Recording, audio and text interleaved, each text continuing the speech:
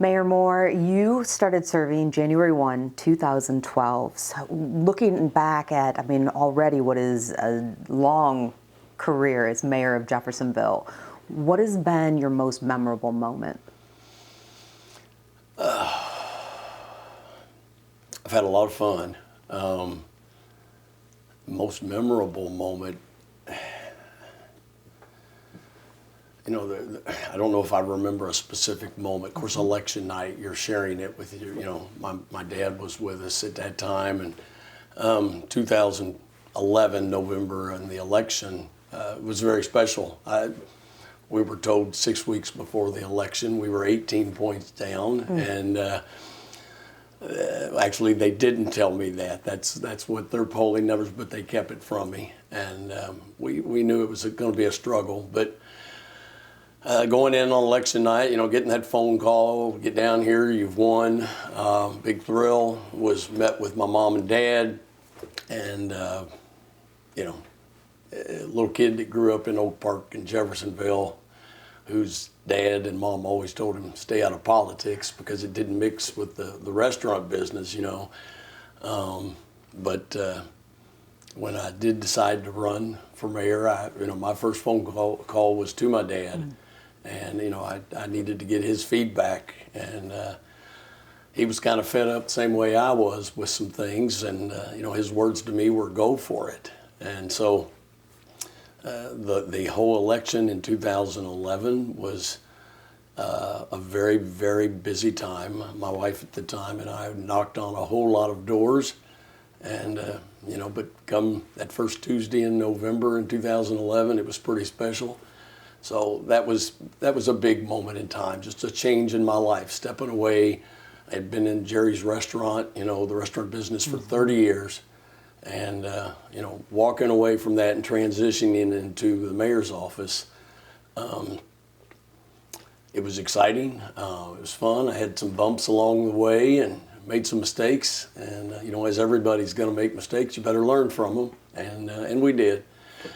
But yeah, the elections, I like sporting events. I like competition, so it kind of feeds right into, my natural way of doing things. I'm competitive and I want to win. So the elections have always been eventful and fun. But it's even funner at the end of the night when you get to celebrate. So, as somebody who has been on that side of walking alongside someone, I understand there's a high. There's also, unfortunately, we have experienced that low. But it's a very competitive nature. But walk that back. Who were you as a little boy growing up? Did that little boy ever envision, I'm going to be mayor one day? No, never. I hate to say it, just an average kid. I was a solid C student in school, kind of the class clown a lot of times. I loved playing baseball, basketball, tennis. So I was always involved in sports. Little league days, some growing up were a lot of fun for me. But my folks at an early age, I was 8, we had the concession stand at the boathouse at Dean Lake. So every summer, I was working 5 days a week, 11 to 7, 40-hour weeks at the age of 8.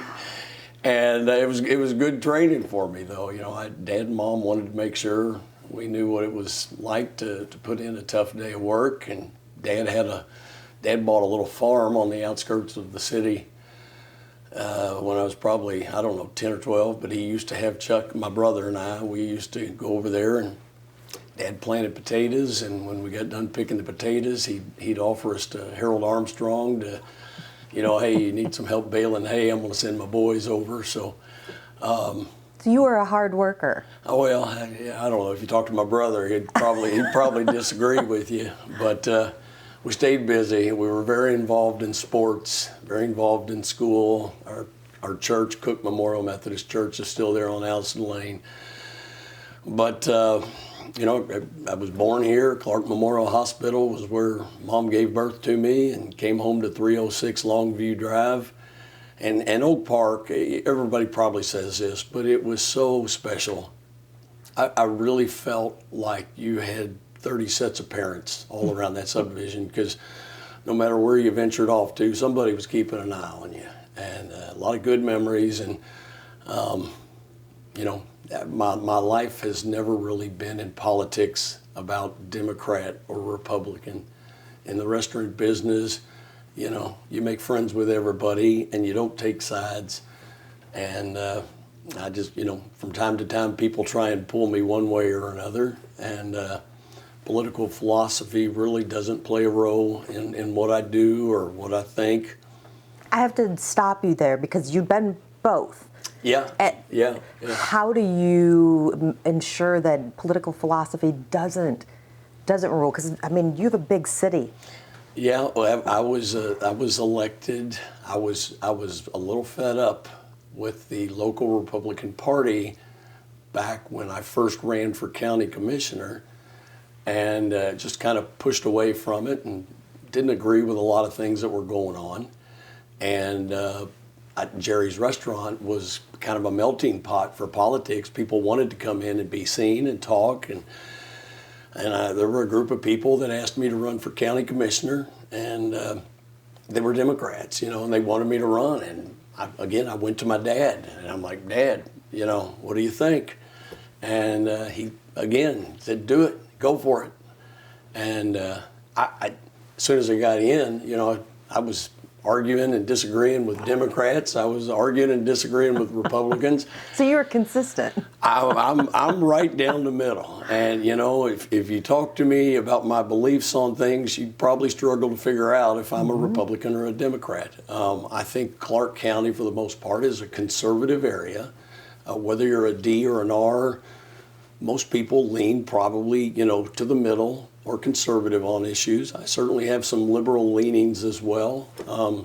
My kids, my son is a hard Republican. My oldest daughter, Shelby, is a hard Democrat. And, you know, I tell them, you know, don't let somebody else tell you what to do. You know, right. Vote your mind, vote your opinion, and stand by it.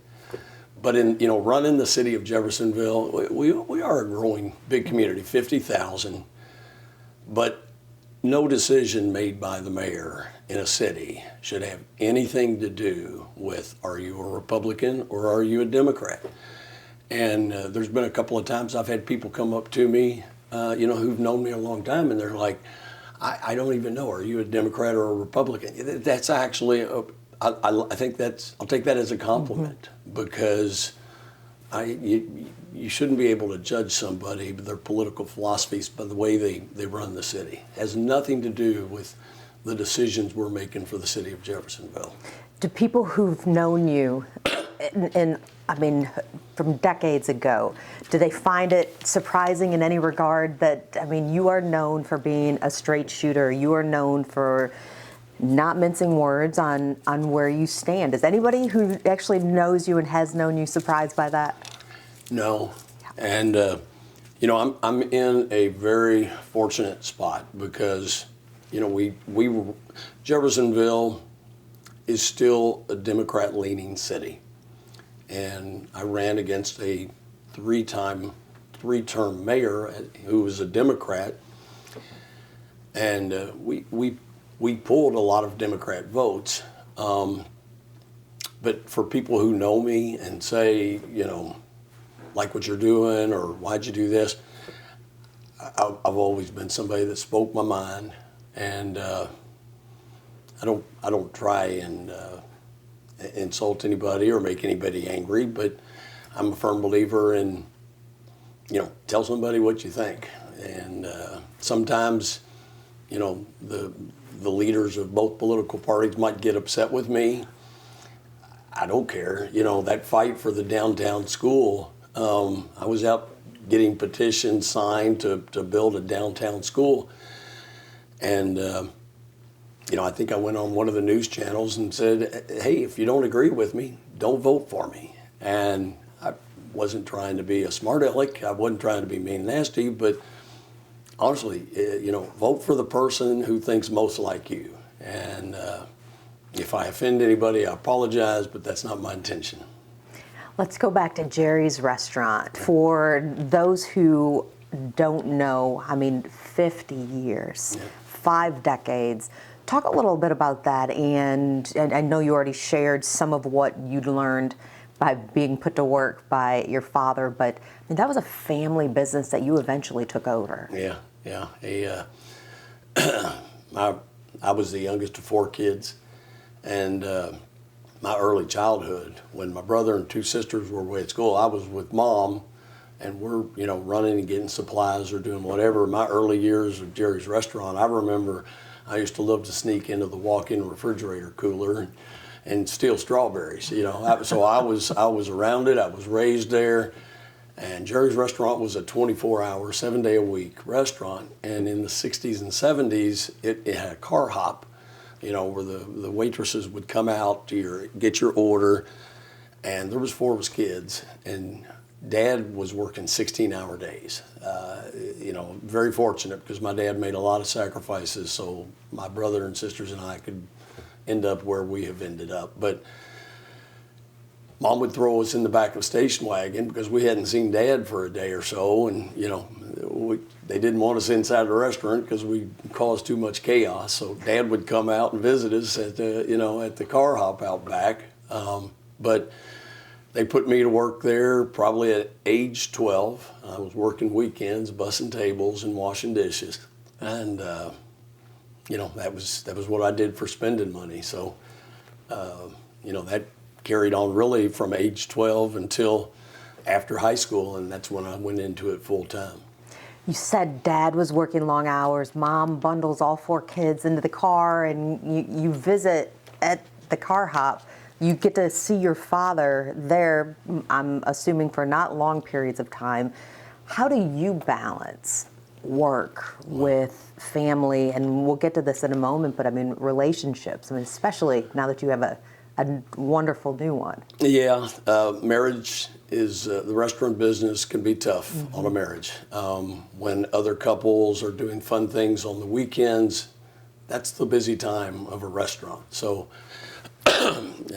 my ex-wife made a lot of sacrifices for our marriage, and my mom made a lot of sacrifices, for Dad.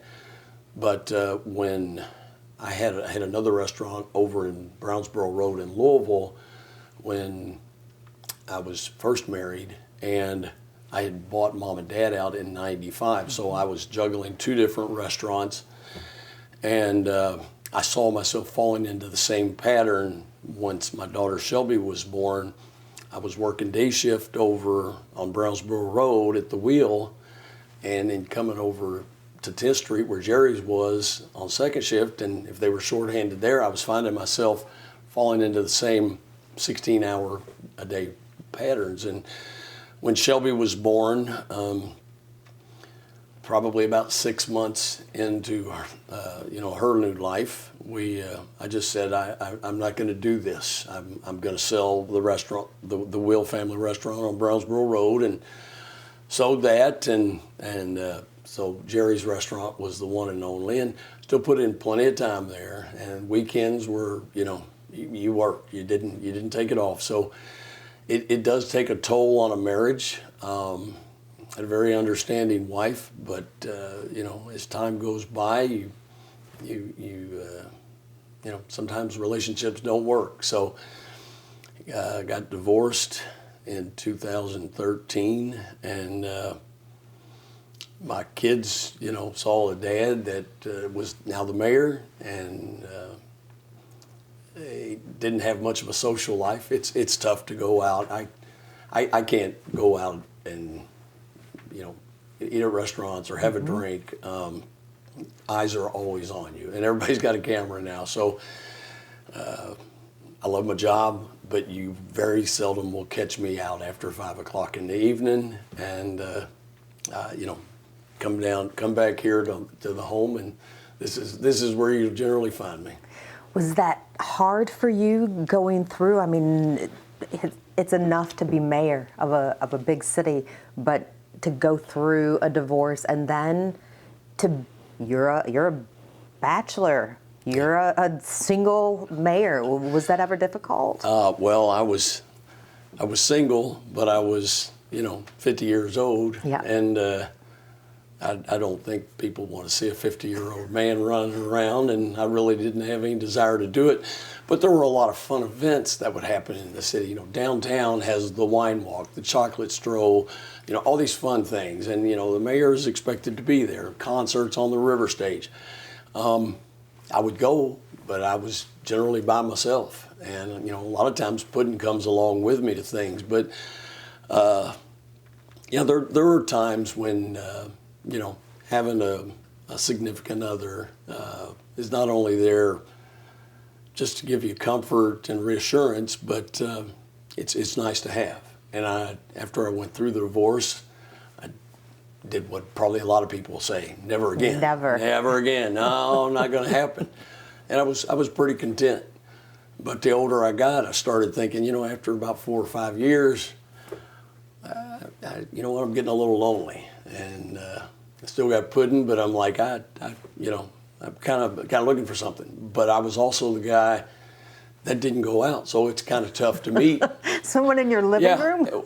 Yeah. Where are you going to meet somebody? So how did you meet Jamie? Well, started going to church, and had been going to Southeast Christian for over a year or so, and it's a funny story. I'm in church service, and services had just begun.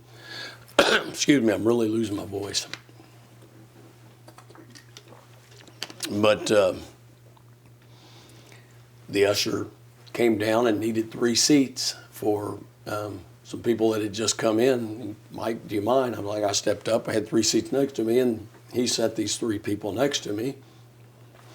I just made a little small talk with the girl sitting next to me, and just said, my name's Mike, what's yours? And her name's Jamie. Didn't know much about her other than that. And I said, well, I hope I see you again here next week. And left, and the following Sunday, she was back, and started talking, and she's like, you know, what do you do? You know, and I'm like, well, I've kind of got an unusual job. That's refreshing. And, well, what is your last name? And I told her Mike Moore, and she told me hers, and well, what is it you do? And I was like, well, I'm the mayor of Jeffersonville, and I don't generally like to do that because I like kind of being anonymous. And we hit it off. We went to lunch afterwards and started dating, and it was like, okay, this worked out. And I told Shelby, my daughter, probably a couple of weeks in, you know, I think I found somebody special. Mm-hmm. So, and come to find out that wasn't even her church. Her friend had brought her that day. It was the only time she had been to Southeast, and you know, it was almost like God had a place for us to meet, and I'm very happy now. You got married in the midst of COVID, but how did you get engaged? Did you propose? Was that traditional? I proposed on Christmas Eve of 19. And COVID hit, mid-March. Mm-hmm. And how did you propose? Just it was right here in this living room. Mm-hmm. She was over, and the kids were coming over for Christmas Eve dinner. And before they showed up, I surprised her with a ring and got down on one knee. And you know, it was an emotional but happy moment, and she accepted. Her name is Jamie, and we've been very happy. I really think I've found the person that God wanted me to be with. So COVID hits, and it's funny because the governor had me and I think a few other mayors from across the state in a press conference. It was via Zoom. But I had a question for him at that time, you know, because everybody was, 6 feet apart, social distancing, no groups larger than such. And as we're, 5 weeks out from the marriage, all these limitations about how close you can be to someone. I'm like, hey, Governor, I got a question for you. I'm getting married here in a few weeks. Is it okay if I kiss my bride? So I had a little fun with it, but we got married at the Howard Steamboat Museum. Well, what did he say? Oh, he got a good chuckle out of it. He said I had his blessing. So, yeah, there's probably some governors that would have insisted you can't do that. But no, Governor Holcomb saw my sense of humor and had a little fun with it. But we got married June 2nd of 2020, and I've been happy ever since. With COVID, you have been a mayor who is led by ensuring that people see you. And has that been a strategy for you? Did you know that people needed to? Because, I mean, there have been some people in what I would consider leadership roles who stayed behind closed doors and just waited for Governor Holcomb to just whatever he says. No, I never want to pretend to be an expert. And, early on when I was hearing questions from people, we took the opportunity. I think we had 2 different Zoom situations where we just encouraged people to ask questions. And I will tell you, in anything in life, get good advice and listen to it. And whether it's paying for an attorney or paying a doctor, when they give you advice, you're a fool if you don't listen. I don't want to get political about this, but there are people that know a whole lot more about COVID and life than I do. And I believe in surrounding myself with smart people, and I take the advice. I do love to get out and mingle around.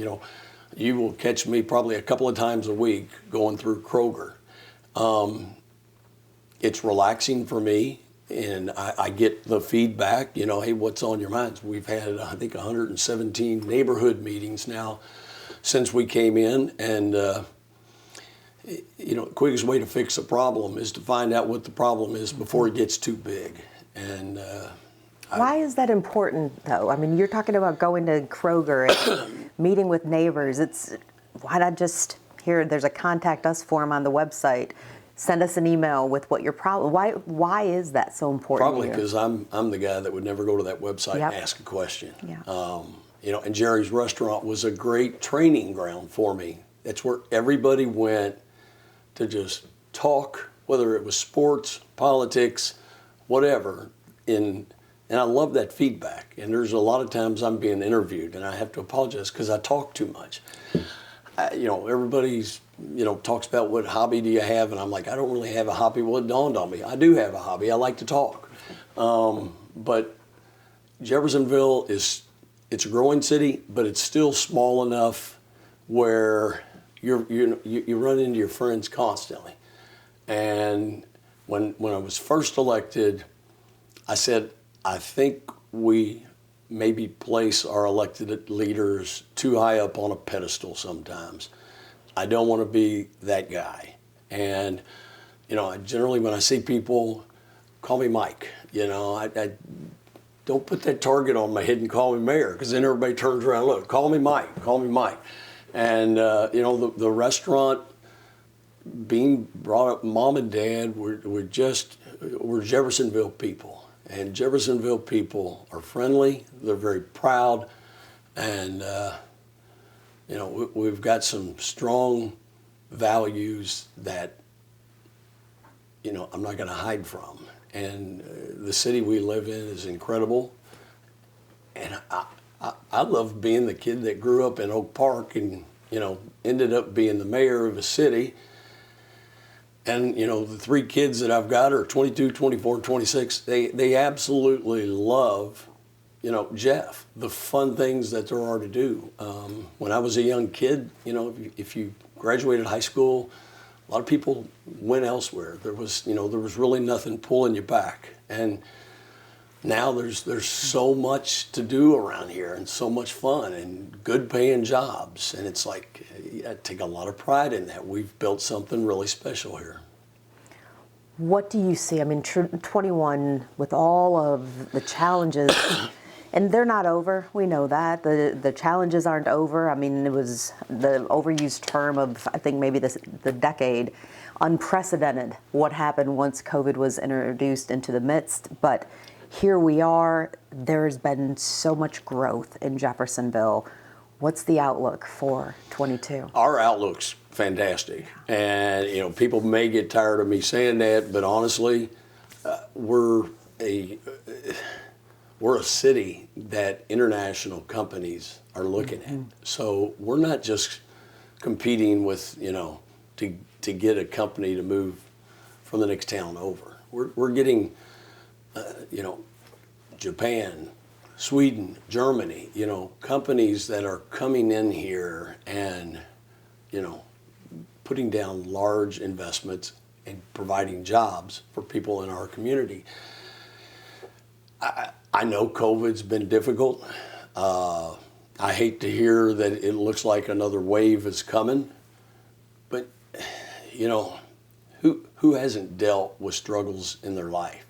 And, it's how you deal with those struggles that are going to dictate whether you're successful or not.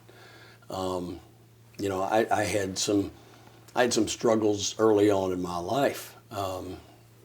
It was 2006. I was diagnosed with cancer, and it was probably the most life-changing moment of my life. And I had, at that time, my kids were 6, 8, and 10.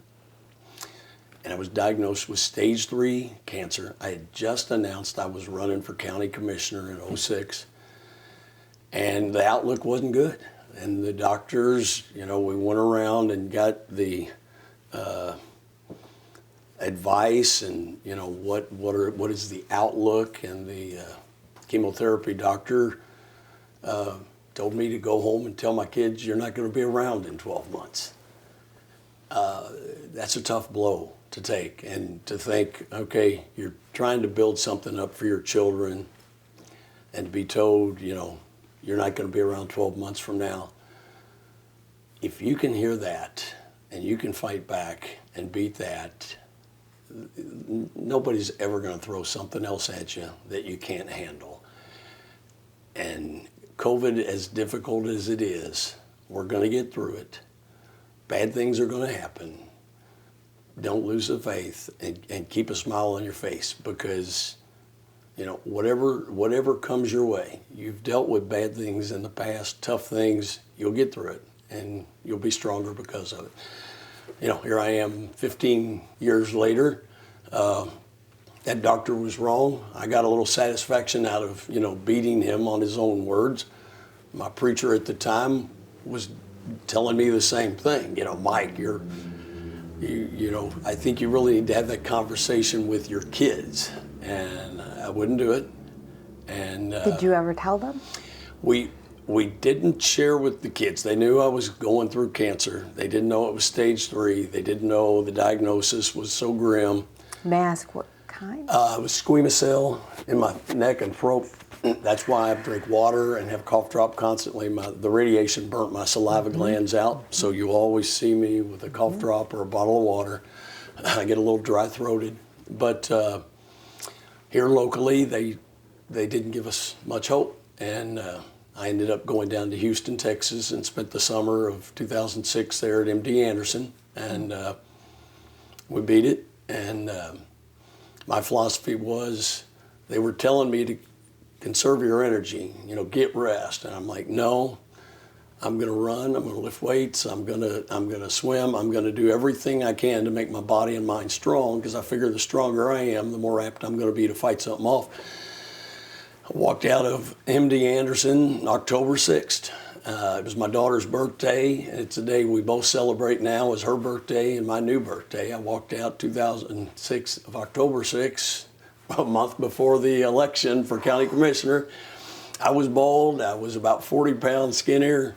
But you were alive. I was alive, and boy, the smile on my face grew even bigger, because, we beat something the doctor said we weren't going to. And how often do you share that? I mean, you had someone tell you, prepare your children for the death of their father.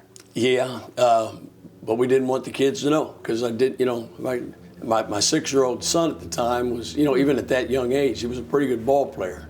And I was a pitcher, he was a pitcher. And, you know, I'd always told him before then, you know, he was like, Dad, teach me how to throw a curve. No, son, you're too young to throw a curve. You can't throw a curve until you start getting facial hair. Well, I was coaching his team at that time in Little League. And I came home one day that summer of '06, and I said, come out here in the yard. I want to teach you how to throw a curve. And he's like, Dad, you told me you can't do that. I was like, I want to show you. I want to show you. 'Cause in the back of my mind, I'm thinking, I'm going to teach my young son here how to throw a curveball. So still didn't share with them, but Gilt Edge Baptist Church here in Jeff had me come talk in 2011. They wanted me to come talk to the congregation. And a couple of them knew of my story and just wanted to share, they wanted me to share my story of my faith and my struggles and where I'm at. And my wife and my kids were in the church, and I got up and started talking, and I told the story of the diagnosis and how grim it was, and it was the first time my kids had heard this, and I had some tears in my eyes. The kids were crying, and but you know, that was 5 years later. But we finally shared with them, you know, the struggles we were going through. So I would tell anybody, you know, no matter how bad you get beat down, you got something left in you, and it changed my whole outlook on life. Because if you can beat that, you can beat anything. And literally, nobody can say or do anything to me that's ever going to break me. And I think we all have that in us. We don't all have that confidence. But I will say it's a crazy thing, but cancer is the best thing that ever happened to me, because it woke me up. It made me a better person. It made me a better father. It made me a better son.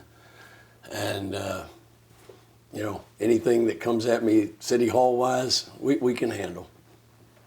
You've brought up your faith a few times. In fact, and forgive me for not remembering the name of the church that you grew up in. How did you get to Southeast?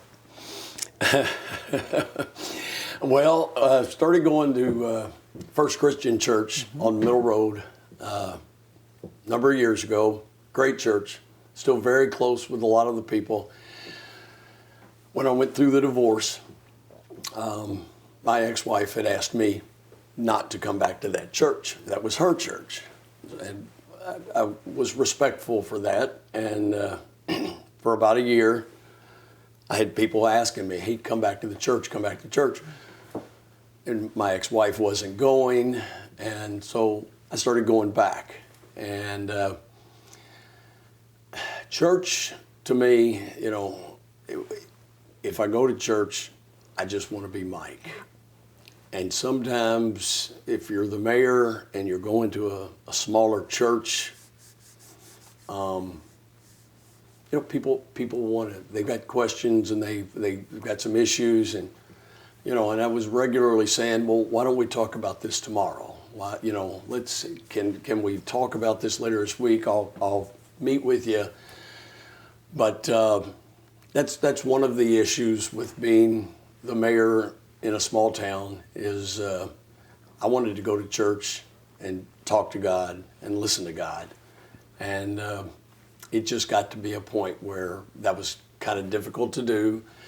And, you know, inevitably there's going to be people who don't like you. And so sometimes, you even know, at church. In church, you know, you get confronted. And that's awkward. It's awkward, and it got to that point. So I went to Southeast Christian, and I was anonymous. You know, there's 500 people in a service.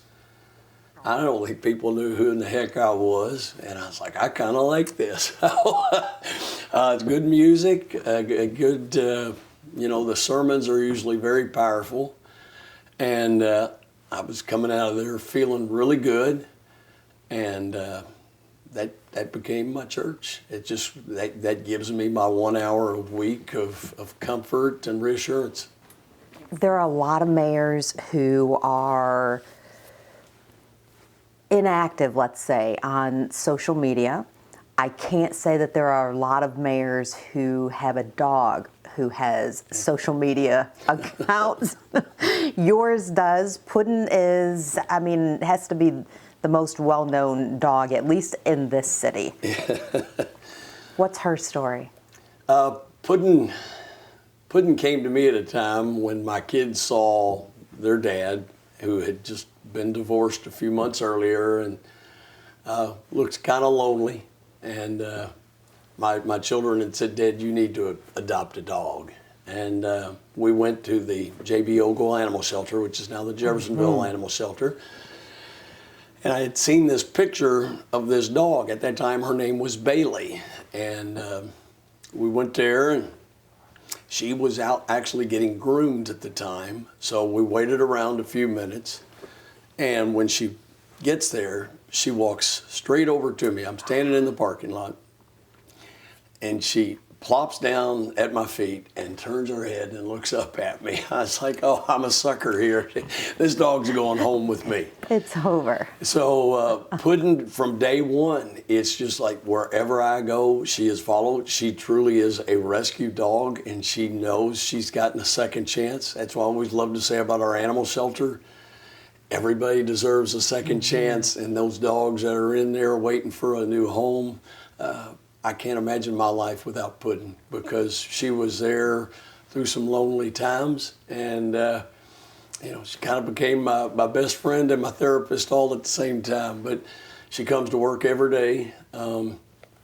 She seldom leaves my side. If I walk, into another room, she's right behind, and she's kind of become the city mascot. And anybody comes into City Hall, she thinks that they've come to see her. But she loves to be petted, and when kids come in from time to time, she loves to get down on the floor or with the kids and play with them. But I've had her now since 2013, about 8 years, and she's about 12 years old now. But she's been a loyal companion and best friend, and I can't imagine life without her. You said everybody deserves a second chance. Yeah. Dogs, cats, people. Yeah. You know that. Yeah.